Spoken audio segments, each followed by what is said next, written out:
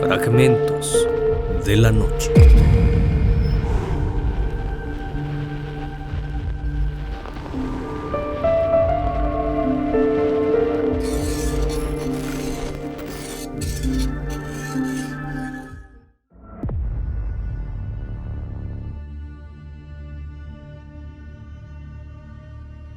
...5 de febrero de 2007... una madre de 2 niños, llamada Charity Lee, salió a trabajar como de costumbre, a su empleo de camarera. Todo estaba en orden. Sus pequeños Paris Bennett de 13 años y Ella de 4 años se habían quedado al cuidado de una niñera como de costumbre. De pronto algo inusual sucedió. Pasada la medianoche, autoridades fueron personalmente a su empleo a informarle algo aterrador. Le dijeron que su hija había sido herida. Ante ello, Charity se alarmó. Enseguida preguntó por su otro hijo y también suplicó que la llevaran de inmediato junto a su pequeña. Ante la petición, los policías únicamente respondieron: su hija está sin vida, lo que causó que se desmayara de la impresión. Cuando pudo recuperarse un poco, le revelaron que el autor de ello había sido su propio hijo, quien con 17 puñaladas cometió su malvado plan. Cuando se le preguntó por qué había hecho semejante cosa, él dijo a sangre fría: porque quería hacer sufrir a mi madre. Bienvenidos a Fragmentos de la Noche. Charity Lee llevó una vida difícil.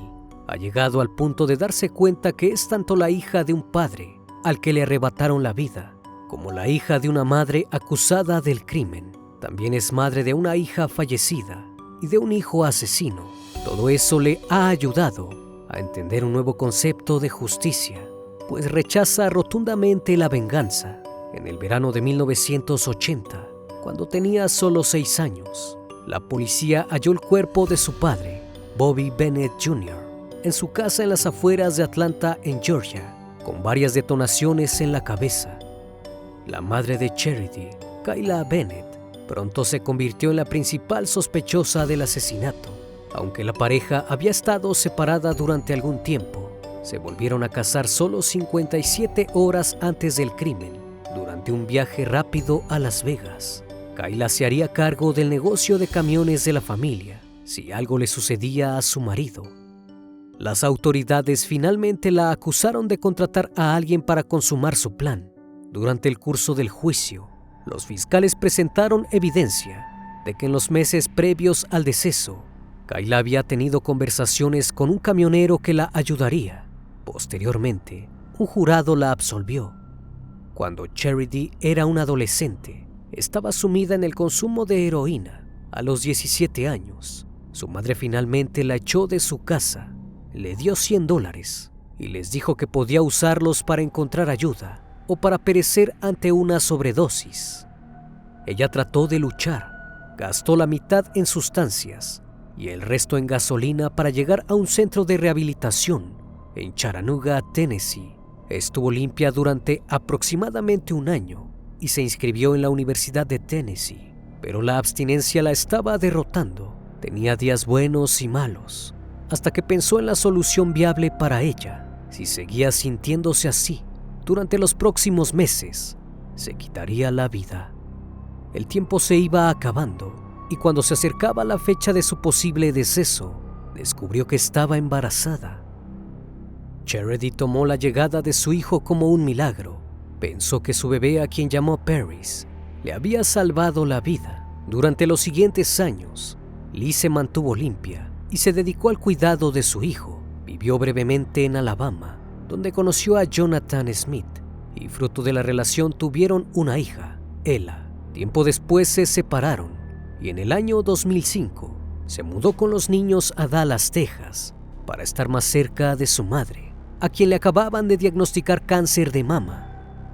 Cuando Paris tenía 11 años, Charity trabajaba en un negocio de promoción de conciertos e inesperadamente tuvo una recaída. Había consumido de nuevo, y este asunto era nuevo para el menor, quien al ver a su madre en tal estado tuvo sentimientos encontrados, como preocupación y furia.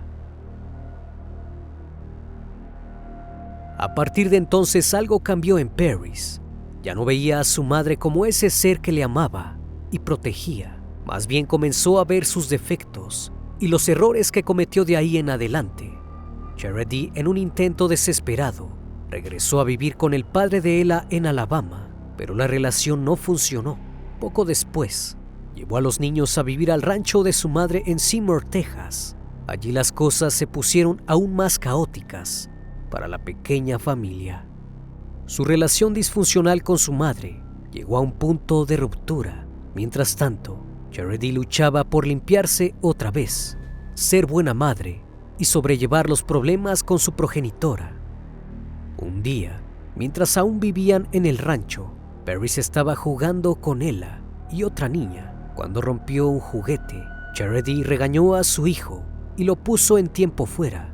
Se había alejado por un minuto cuando una de las amas de llaves gritó que Paris había agarrado un cuchillo de cocina y salió corriendo por la puerta. Cuando Lee y su madre finalmente lo localizaron, Paris les apuntó con el cuchillo. Su abuela logró agarrar la hoja y Charity lo rodeó con sus brazos. Ante la situación, llevaron a Paris a un centro psiquiátrico, pero después de una semana los médicos no daban respuestas a las preguntas de la familia. Entonces Lee creyó que no querían atender a su hijo, lo dio de alta y se marchó. Se mudaron a Abilene, Texas, buscando un nuevo comienzo, hasta que llegó la noche del 4 de febrero de 2007. Una estudiante de 21 años estaba cuidando a Paris y Ella la noche del 4 de febrero de 2007, mientras Charity Lee trabajaba en su turno en un restaurante cerca de Abilene.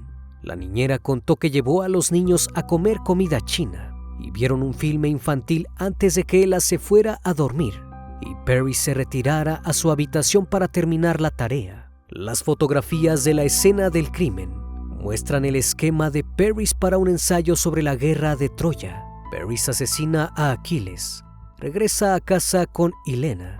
Paris sucumbe, escribió. Alrededor de las 10 de la noche, Paris convenció a la niñera de que podía ir a casa. Fue después de eso que aparentemente el chico fue por un cuchillo de cocina y entró en la habitación donde dormía su hermana menor. Luego procedió a abusar, golpear, estrangular y apuñalar a su hermana de 4 años. Un informe señaló un grupo de 17 heridas de arma blanca profundas en el pecho de Ella, junto con numerosos cortes en los dedos, las muñecas y los antebrazos, lo que indica que la pequeña luchó por su vida. Luego Paris llamó a un amigo para decirle que había lastimado a su hermana, una llamada que duró casi 6 minutos. Cuando colgó, esperó 2 minutos más antes de llamar al 911 para denunciar el suceso. Paris les dijo a los oficiales que atacó a Ella mientras estaba en medio de una alucinación, que estaban durmiendo juntos, cuando se despertó con una escena aterradora, una versión demoníaca de su hermana, envuelta en llamas, que se reía macabramente de él. Cuando llamó al 911, un despachador le dijo a Paris que moviera a su hermana de la cama, que estaba cubierta de sangre. Cuando llamó al 911, un despachador le dijo a Paris que moviera a su hermana de la cama, que estaba cubierta de sangre, al piso, para realizarle los primeros auxilios. Al principio se negó a hacerlo, pero después obedeció. En la llamada, el despachador le dice a Paris que le dé a Ella 30 compresiones torácicas a la vez. En la cinta se puede escuchar a Paris contando las compresiones. El investigador, al ver el lugar, notó que casi no había sangre en el piso y dudó que Paris siquiera intentara las compresiones torácicas, debido al hecho de que la menor estaba acostada de lado y de que tenía heridas de arma blanca. Un oficial que entrevistó a Paris la noche del crimen escribió en su informe que el chico trataba de llorar, como si fingiera estar triste. Sin embargo, no hubo una sola lágrima. Al parecer no sentía nada al respecto. Charity trató de creer la versión de los hechos de su hijo. Creyó que era inocente, pues él no sería capaz de dañar así, hasta que recibió el informe de la necropsia semanas después. Entonces supo que su pequeña hija había sufrido demasiado. Los detectives habían descubierto esperma en la cama donde encontraron a Ella y dentro de los pantalones que Parris llevaba esa noche. También el historial de búsqueda del menor tenía páginas de contenido gráfico de adultos. Cuando su madre lo visitó en el centro de justicia juvenil cercano, donde Parris estaba detenido antes de su sentencia y su traslado a un centro correccional juvenil, Charity le dijo a su hijo: «Sé que hiciste esto a propósito, sé que estás mintiendo». El chico se quedó callado y de pronto comenzó a reírse para finalmente decir: «Te tomó bastante tiempo». En sus declaraciones, Parris dijo que había sentido el cuerpo de su hermana como un malvavisco o un colchón suave al momento del ataque. También se retractó acerca de la versión que había alucinado a su hermana como un monstruo. Estaba en sus 5 sentidos al momento del hecho y asumió toda la responsabilidad. La frialdad de sus palabras y el hecho de que no mostrara empatía alguna dejó un profundo dolor en su madre, que trataba de entender el porqué de sus acciones. Finalmente, Parris se lo dijo a la cara. Quería hacerla sufrir. Le reveló que a causa de la vida que habían llevado y de su adicción, la odiaba. Primero el plan era acabar con ella, pero el chico es muy inteligente. Supo que no podría someterla y que su sufrimiento serían unos cuantos minutos. No era suficiente para él. Entonces ideó lo inimaginable. Si acababa con su hermana y él iba preso, haría sufrir a su madre de una forma cruel, pues sabía que para ella el peor dolor sería perder a uno de sus hijos. En este caso, perdería a ambos al mismo tiempo. El caso de Parris fue adjudicado en el Tribunal de Menores. Tanto la defensa como la fiscalía estaban luchando por obtener sus propios beneficios, encerrarlo el mayor tiempo posible o dejarlo libre en tiempo breve. Charity estaba confundida. No sabía de qué lado debía estar. No podía odiar a su hijo por lo que había hecho, así como no podía evitar que fuese castigado. Para ella, la justicia sería seguir amándolo y ayudarlo a aceptarse como era. La experiencia había sido terriblemente traumática y a pesar de ello, a Charity se le negó la ayuda psicológica por 2 años, haciéndole creer que eso perjudicaría el caso de su hijo. Después le diagnosticaron trastornos depresivos mayores. Mientras tanto, en su encierro, Parris no hablaba. Se expresó solo a través de cartas e imágenes. Muy pronto comenzó a negarse a seguir instrucciones simples. 2 meses antes de su sentencia, golpeó varias veces en la cara a un compañero en la cancha de baloncesto. El chico nunca se defendió. Más tarde ese mes, inundó su habitación y luego se abalanzó sobre el personal que respondió. Los funcionarios lo regañaron por hacer comentarios degradantes a sus compañeros más jóvenes. Cuando hablaba de su crimen como su evaluador, lo relataba sonriendo, recordando cada detalle. El personal informó en numerosas ocasiones que Parris trató de manipularlos insistentemente para que le dieran la dirección de su madre en San Antonio, donde se mudó poco después del asesinato.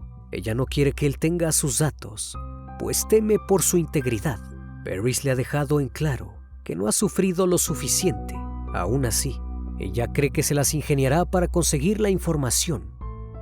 El año en que mató a su hermana, probó un puntaje compuesto de coeficiente intelectual de 141, lo que lo colocó en el rango de funcionamiento intelectual del extremo superior.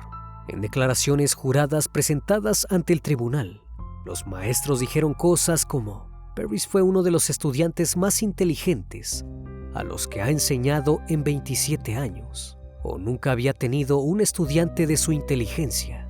Un profesor de literatura dijo a las autoridades que Parris tenía un vocabulario igual al de un grado universitario cuando estaba en 6º grado. En su audiencia de transferencia a puertas cerradas a una prisión para adultos el año pasado, Lee dice que los funcionarios del Departamento de Justicia Juvenil de Texas informaron que Parris había pirateado el sistema informático mientras estaba en la cárcel para jóvenes.